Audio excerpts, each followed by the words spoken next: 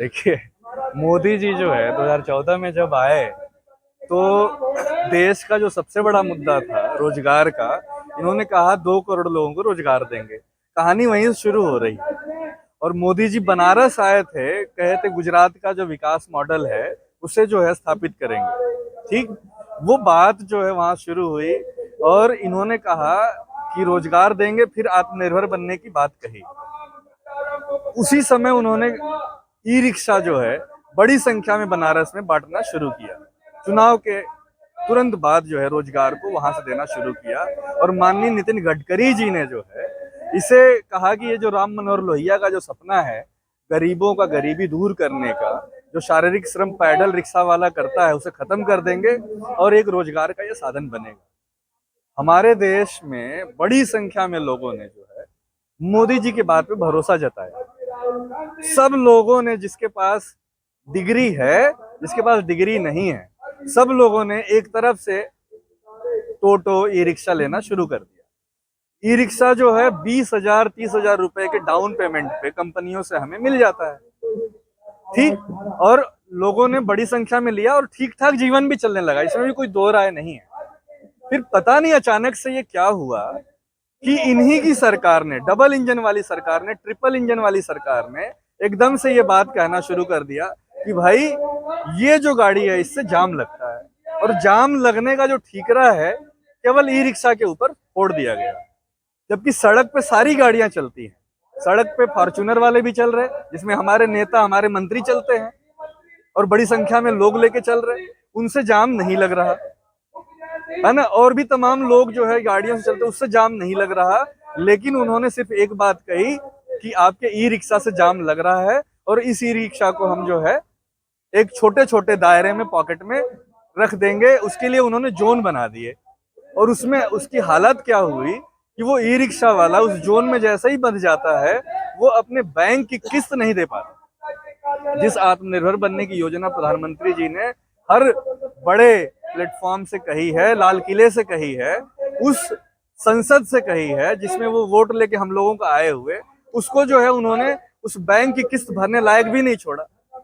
बच्चों की फीस देनी है, माँ बाप का इलाज है ना, हर तरह की परेशानियां हैं। बनारस में ये हालत हो गया है कि टोटो चालक जो है आत्महत्या करने को मजबूर हो गया। उसकी बैंक की किस्त कहां से जाएगी? सवाल ये है ना। आपने कहा रोजगार जो है, आप सरकार का बिजनेस नहीं है, सरकार रोजगार नहीं दे पाएगी। तो हम लोग जो बैंक से लोन लेकर के ये रोजगार शुरू किए, अब ये बैंक का लोन कौन भरेगा? मोदी जी भरेंगे, योगी जी भरेंगे, या तमाम और लोग हैं वो भरेंगे? सवाल ये है ना। कहा जा रहा है कि जो ई रिक्शा ड्राइवर है, हाँ, वो ज्यादातर नशे करके चलाते हैं। हाँ, जाम तो लगाते ही है, हाँ, वो जो है नशे करके चलाते हैं, इससे काफी समस्या पैदा होती है। हाँ, तो नशे को रोके ना।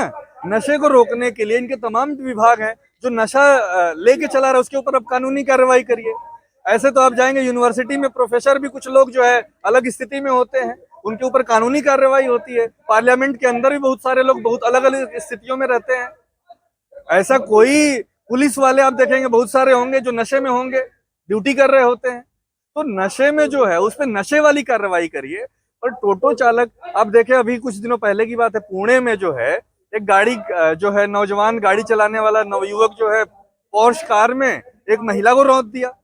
ऐसी बड़ी बड़ी गाड़ियों से लोग जो है, हमारे सलमान खान का भी आता है कि गाड़ी चढ़ा दिए फुटपाथ पे सोए हुए लोग मारे गए। तो ऐसा तो बहुत सारी बड़ी गाड़ियों में, बड़ी कारों में लोग जो है गाड़ियां चढ़ा देते हैं। सवाल ये है ना कि उसके ऊपर कानून बना हुआ है, उस पर कानूनी कार्रवाई करिए, चाहे वो टोटो वाला हो चाहे वो फॉर्च्यूनर वाला हो। सवाल ये नहीं है कि अब रोजगार बंद, ये रोजगार है, ये रोजी रोजगार है, इससे लोगों का घर चलता है, परिवार चलता है। आप इंडस्ट्री नहीं लगा रहे, आप हमें कहीं काम नहीं दे रहे, सारी नौकरियां कॉन्ट्रैक्ट पे हो चुकी हैं।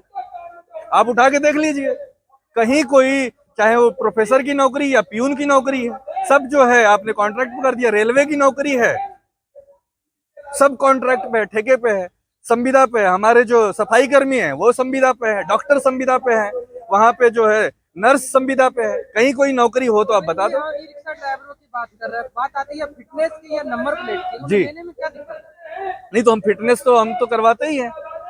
बात यह है ना, देखिए फिटनेस करवाने की कार्रवाई आप करिए, अलग है, और उसे रोक देना ये अलग बात हो गई। इसके लिए ऑर्डिनेंस जिस तरीके से हमारे नितिन गडकरी जी लेके आए थे, कानून बना के लाए थे, तो वो कानून जो है वो ये कहता है कि आपको ये ई रिक्शा चलाना है और ये उसके ये इतने वॉट की गाड़ी और इतना जो है आप उससे कमाइए, ये उसके लिए वो फ्रीडम है, आजादी है। वैसे ही पहले ही जो एक्सप्रेसवे हाईवे बन रहे हैं उस पे जो है छोटी स्पीड में चलने वाली गाड़ियों को अलाउ, मोटरसाइकिल अलाउ नहीं है गरीब आदमी का। ये मेरठ वाला दिल्ली वाला जो एक्सप्रेसवे है उसमें मोटरसाइकिल से नहीं चला सकते। सड़कें भी हमसे छीनी जा रही, पहले ही टोल ले रहे थे, स्पीड उस पर तय कर दी गई है, तो हम गलियों में सड़कों पे जो शहर है वहां भी नहीं चलेंगे तो फिर कहाँ चलेंगे? ये सवाल हमारे अधिकार है ना, जो हमारे जीने का जो अधिकार है उसका है। ये संविधान हमें जीने का अधिकार देता है। तो ड्राइवरों को दिक्कत कहाँ आ रही है फिटनेस के लिए और नंबर प्लेट? फिटनेस तो हम लेने के लिए तैयार है ना, जो फिटनेस तो हम ले ही रहे हैं, फिटनेस भी ले रहे हैं, नंबर प्लेट भी ले रहे हैं, हम सब कुछ ले रहे हैं। और जो नहीं ले रहा है उसके ऊपर तो आप कानूनी कार्रवाई करिए। ये जो बंद करने का तरीका है ये क्या है, इस पे हमारा विरोध है। हमारा विरोध और किसी चीज से नहीं है। बाद में जिस प्रकार मोदी जी रिक्शा लाए थे रोजगार के नाम पर, जी, और अभी उसको हटाया जा रहा है, क्या अडानी अंबानी के नाम पर? वही है ही। वहां पे क्या है कि ये बड़ी बड़ी बसें लेके आए हैं, वो बड़ी बड़ी बसें किसी बहुत बड़े उद्योगपति की है ना, वो बसों में लोग बैठ के चल रहे हैं। अब ई रिक्शा जो है ये एक ऐसा साधन था जिसमें गरीब से गरीब आदमी अपनी रोजी रोजगार भी चला रहा था, और गरीब आदमी 10 रुपए 20 रुपए में बैठ के एक जगह से दूसरे जगह चला जाता है। बड़ी ही सहजता महसूस होती है उसमें बैठने में। और इसमें तमाम जो लोग थे जो कहीं रोजगार, मान लीजिए रोजगार के लिए आपको क्या चाहिए, बड़ी डिग्री चाहिए, ऐसे लोग जो डिग्री नहीं लिए हुए थे, गांव के लोग हैं, गरीब लोग हैं जो पढ़ नहीं पाए थे, वो भी अपना रोजगार कर ले रहे थे। तो इसमें खास तौर से महिलाएं जो है ना, क्योंकि ये स्पीड वाली गाड़ी नहीं है, महिलाएं भी इसमें बहुत बड़ी संख्या में अपना ई रिक्शा ले ली बेचारी, और कुछ कमाने लगे थे, अपने बच्चे पालने लगे थे। तो ये सवाल उसका है, हम ये नहीं कह रहे आप ई रिक्शा बंद कर दीजिए, आप हमें कहीं रोजगार तो दे दो यार। आप हमें 25-30 हजार रुपए की कोई रोजगार का गारंटी दे दो, आप ये तो कर नहीं रहे हैं ना। आप जी जो आप बात कह रहे हैं, जी, जो जीविका और जीविका का अधिकार है, हाँ जो हमारे मूल अधिकार में आता है, जी, लेकिन जो इधर उधर के कारण बताकर हाँ और ई रिक्शा यूनियन और ई रिक्शा वालों को बंद करने का, फिटनेस के नाम पर, कभी जाम के नाम पर, तो आपको क्या लगता है क्या मूल अधिकार छीनना सरकार द्वारा, लोकल प्रशासन द्वारा आपको कानूनन उचित लगता है?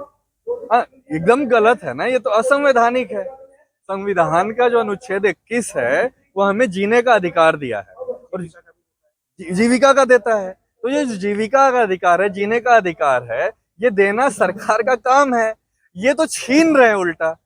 आपने एक बार आत्मनिर्भर बनाया, अब फिर से आप हमें निर्भर बना रहे हैं। आप कह रहे हैं कि हम 5 किलो अनाज देने का काम हमारा नहीं है सरकार का। आप कह रहे हैं कि आप जो है अपने से अपना जीवन चलाइए। आपने उल्टा क्या कर दिया, जो हमारा अधिकार है, जिस आजादी के लिए, जिस संविधान के लिए करोड़ों लोगों ने कुर्बानियां दी, लाखों लोगों ने फांसी के फंदे पे चढ़ गए, उस संविधान को आप जो है यहाँ पे हम ई रिक्शा वालों से छीन रहे हैं।